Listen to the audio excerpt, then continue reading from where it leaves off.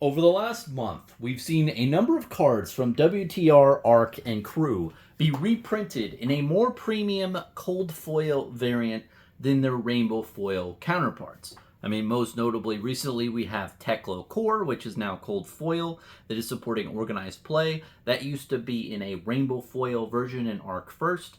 And then the big one is Art of War, that was announced recently in Judge Pack 2, which is a cold foil variant of the rainbow foil version in ARC first.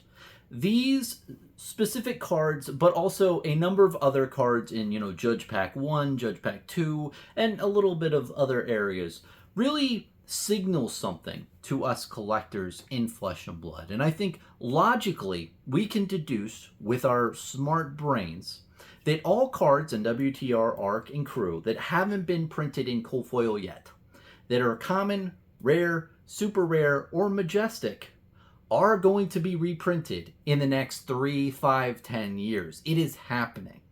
And personally, I do not like this. I do not like that these cards are being reprinted in a more premium cold foil variant, just for the sole purpose that this is really degrading the spirit of collectability. And when I say that, I mean it's removing the philosophy that collectible reprints get less flashy the more you print it or over time, right? That is the main point of this video. And I want to go deep dive into this subject because it's very important to me. I've been researching it a very good amount, been thinking about it a good amount, trying to really wrap my brain around everything that's going on.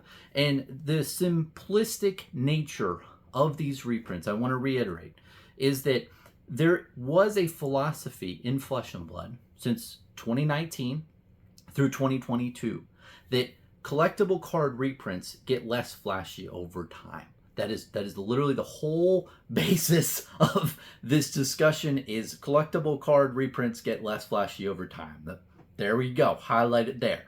Now, before I get into this, I want to make a couple of things very transparent, very clear to you. There's going to be a lot of people who listen to my ass and think, Bronson, judges deserve good cards too. You can't just have all the collectors and the sweaty people out there collecting all the cards and hoarding them all, and judges deserve good things too. That is not my discussion in this video. I agree. Judges deserve great stuff. They deserve, good rewards for their contributions to the Flesh and Blood community. I'm not talking about that in this video. And it really is beyond the scope of the discussion in this, which is the reprint and the nature of the reprint, right?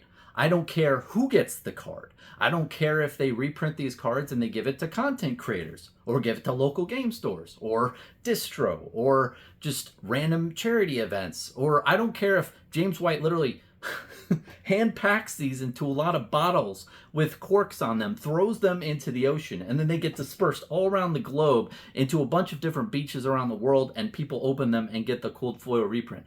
I do not care how they are distributed or the benefactors of these cards. I personally do not like how it negates the philosophy of the reprints that I've seen in the game in prior years. So again, yeah, I'm not against the benefactors. I just don't like how it ruins the philosophy. Now, point number 2, I want to be very transparent overall in this. I own a good amount of commons and rares of Flesh and Blood from WTR, ARC, and CRU in a rainbow foil versions. I own probably a couple thousand of each set.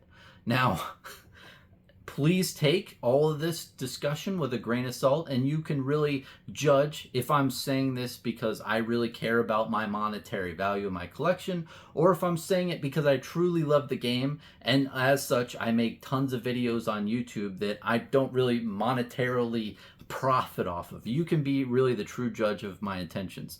But I'm telling you to your face right now, I'm making this video solely because I see a just decoupling from this core philosophy that's been in the game, and I really truly love Flesh and Blood, and I want to really just put something out there that really explains, like, hey, this philosophy is not being followed anymore. And I'm doing it because, again, I love the game. But be the judge of that. And again, I was very transparent in my ownings and whatever that have you. And I think a lot of collectors out there are thinking the same thing. They love the game, and they're just concerned with certain reprints they see. Now, let me get into it. Let's get into the heart and the core of this discussion, which is, Bronson, what is this? What is this philosophy you're talking about? I don't see it on the Flesh and Blood website. I've looked over it a lot. I know you've probably done really good Dora the Explorer investigation out there of this, and I respect you for it. But overall, this philosophy is very implicit. It's not explicit by LSS. And you can look at a bunch of different things that really lead you to the conclusion that this philosophy did exist for the first 3 years of the game, I'd say. From 2019 through 2022, I think you could very reasonably determine that this was here. Biggest is, let's look at the tunic, right? Spring tunic, you all know and love it. It's first printed in WTR in cold foil. It was also given out in organized play events as a gold foil. Those were the first printings of the card, so that's the most premium version.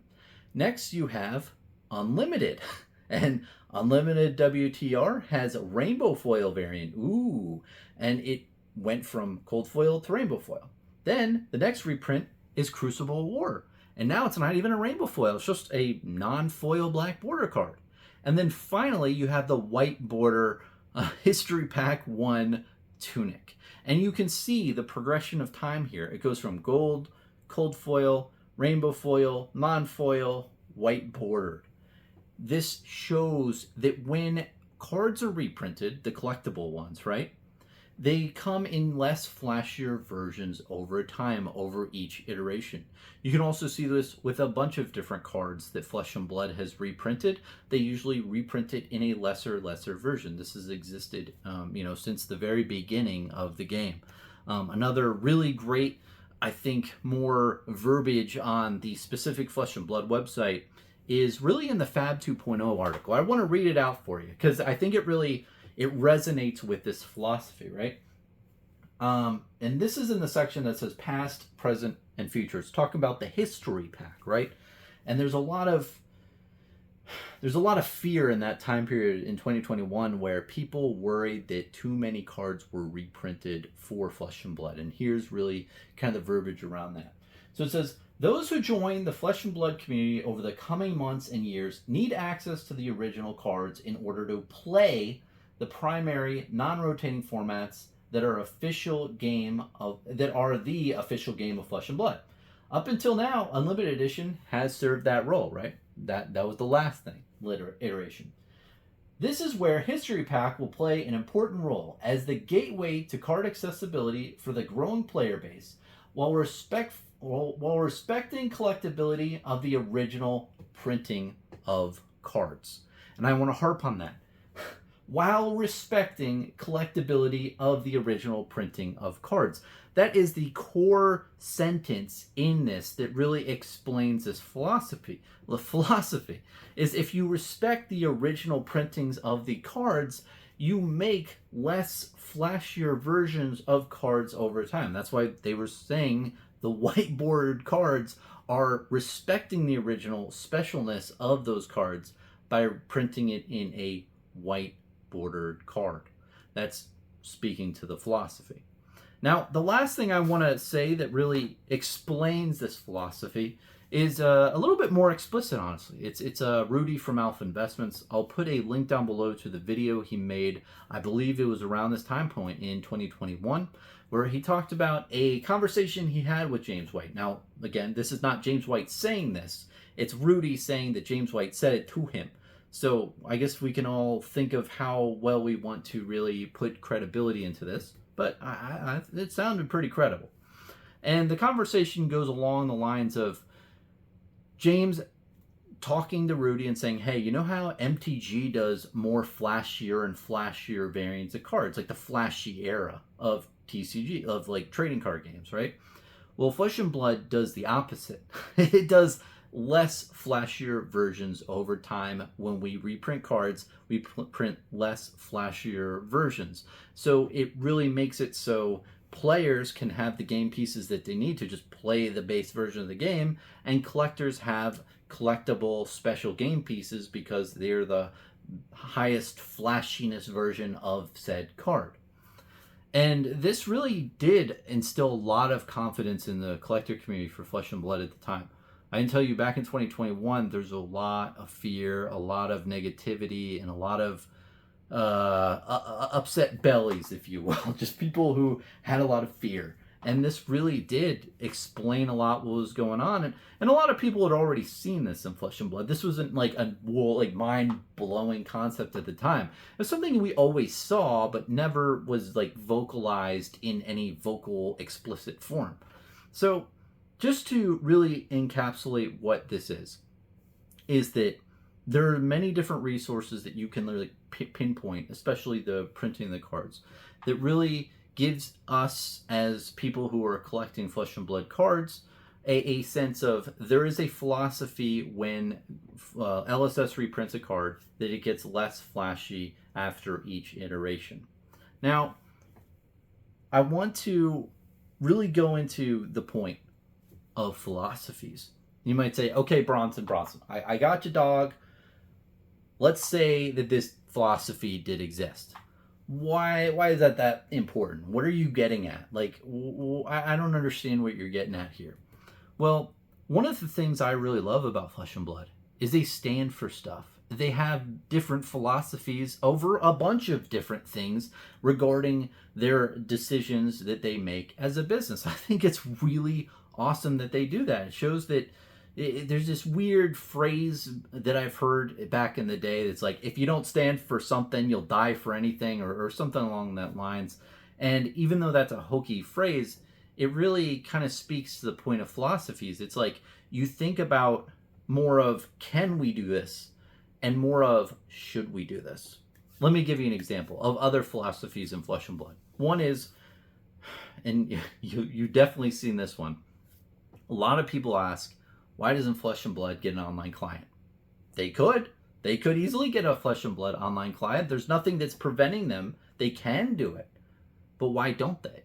Because their core being of Flesh and Blood is for people to meet in the Flesh and Blood and play games in a local game store. And online play just eliminates that, and it hurts the local game store. It goes against their core philosophy of their game. And again, it's not that they can't, it's they asked, should they? And when they see their core reason for creating a TCG, it's to get people playing in person. Online play doesn't do that, so that's why they don't do it. And again, online play could increase the amount of new players in the game. It could have a lot of great effects, but they don't do it because they stand for a philosophy. Another great example, right? And this goes into card design. Card design is very interesting. There's 4 main principles that LSS has, developed for card design and really stuff they follow. And a choice card is Drone Brutality. Now, back in the day when it got banned, people didn't really understand why. It wasn't like a super overpowered card. It wasn't a good amount of decks, but it wasn't insanely overpowered. But when LSS and the design team looked at their core philosophies, their principles of card design, they thought, well, one of them is every card counts.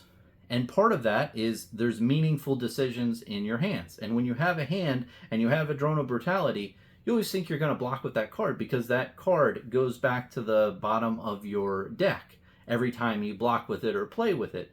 So it didn't have a meaningful decision when players are playing this card because you're always going to block with it. It's no big deal. It's not a meaningful decision, and it's not every card counts. So they banned it. This is another example where they didn't ask, well, can we ban it? It's, should we ban it? Can we? Yes, no, it doesn't matter. But should we? And the answer was, yes, we should, because it goes against the core philosophies. So with those, I really wanted to really tell you why philosophies are important for Legend Story Studios, and I think it's really cool that they have them. And the reprint of collectible card pieces or game pieces followed a similar philosophy. Is when you reprint cards from Flesh and Blood that are collectible, you make them less fleshy over time.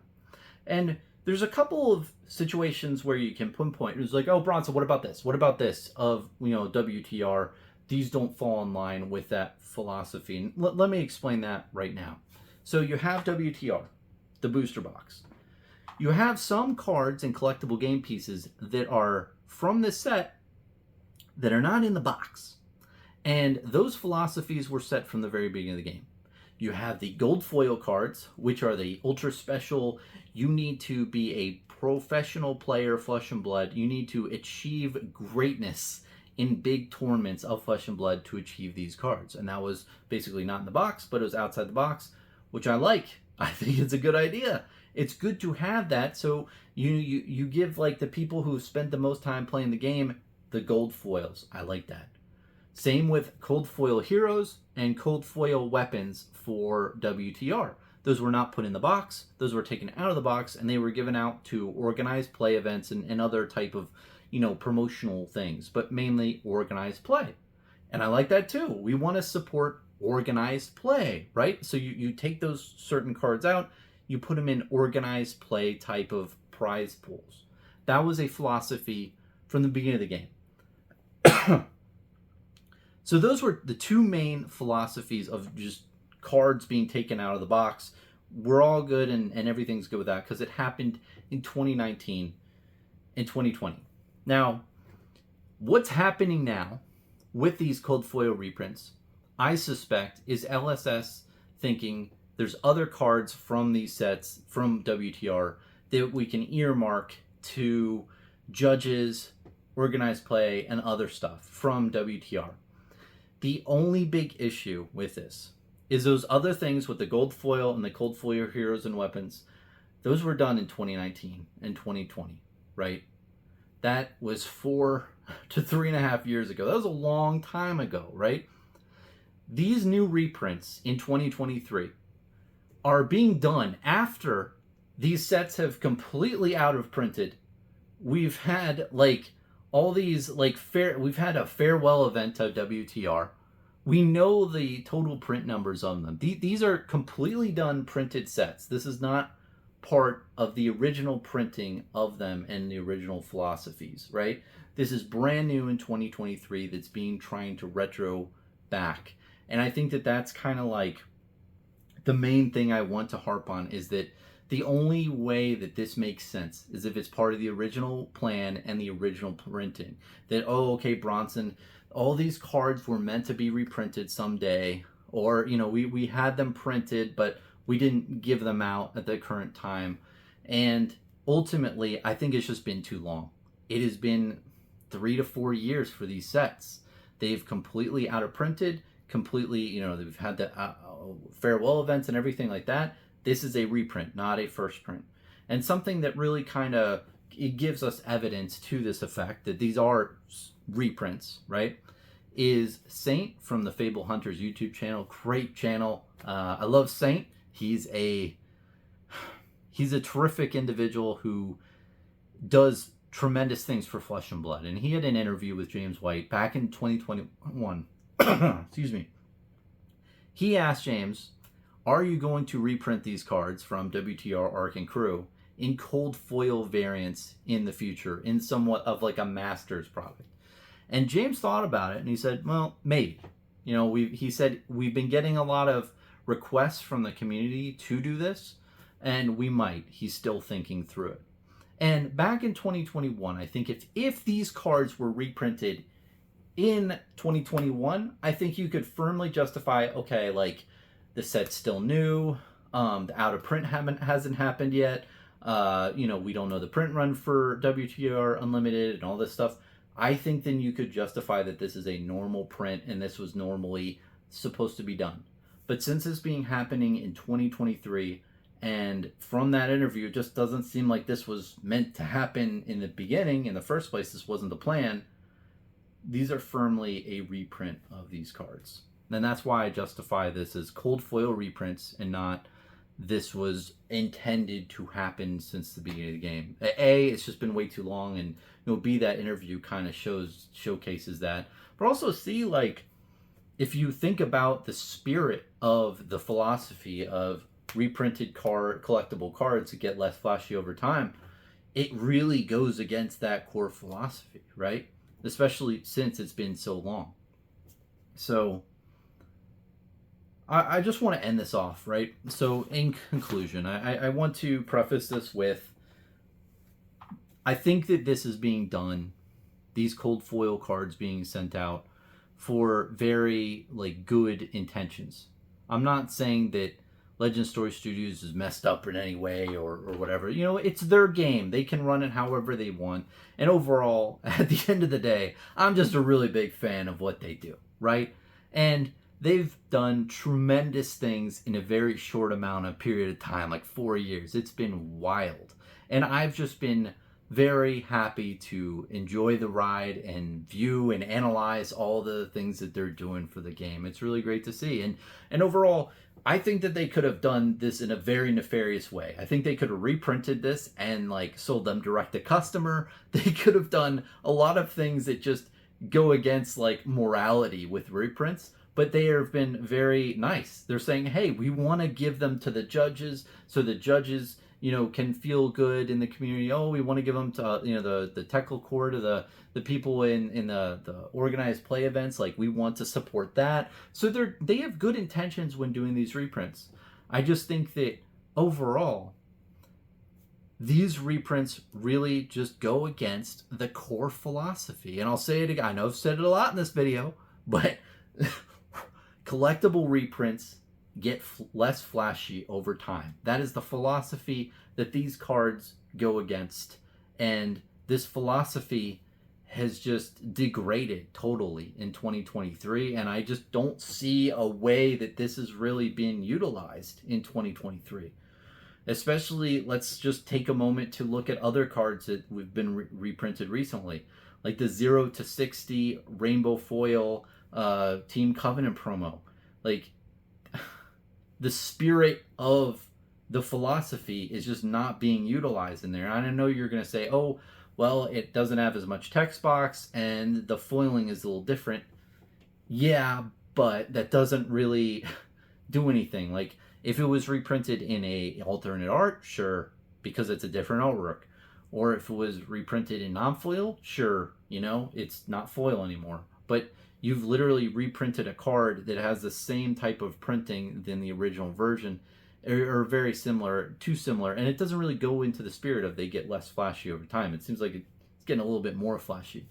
And then I think another one is really the hyperdrivers, right, man? Like, the tokens that were released recently for hyperdriver cold foil, it's just like, what's happening here? Because we've already got a cold foil reprint like 2 sets ago, and then now we're having one that's a cold foil again, but now it's a token. It just doesn't go along with the spirit of the philosophy of cards get less flashy after each iteration over time. I know I've explained that multiple times in this video. I just really want to hammer that home, because really, let me wrap this up. That's the whole point of this video, right? Is that there was a philosophy that was firmly intact in 2019 through 2022. That is, when collectible cards in Flesh and Blood get reprinted, they get less flashy over each iteration. I think you can firmly stamp that as a philosophy that LSS encompassed in that time period. There's a couple little pokey things that you can point at, but overall, that was firmly in place. In 2023, however, that philosophy has very much degraded. And we are at a turning point, I believe, in this game and the collectability of it that really asks the question, is this philosophy still being utilized by LSS and team? And I really want to emphasize as well, if I am completely off my rocker in this, I deeply apologize. I never want to express opinions that are going to be detrimental to the game I love. And I've done extensive research and extensive amount of thinking, a lot more than I should, right? This is definitely not an off-the-cuff Bronson video where I'm just throwing shit out and seeing what sticks to the wall. I've thought this very well thoroughly, and I'm trying to stick on a very pinpointed subject that you can all see and objectively see. That, like, okay, this is a philosophy, it did exist, and now it doesn't exist because of these reprints. And I've really just come to two conclusions, right? This is, yeah, based on those, those are very pinpointed things. Is the philosophy of when collectible game pieces are reprinted, they are less flashy over time. Am I completely nuts? Am I completely crazy? Have I lost it here? Or has something fundamentally with the collectability of Flesh and Blood altered and changed and just taken a turn? And what's going to happen in the future? And does Legend Story Studios want to preserve that philosophy for their card reprints? Or are we going into a different direction with the collectability of Flesh and Blood? Thanks for watching.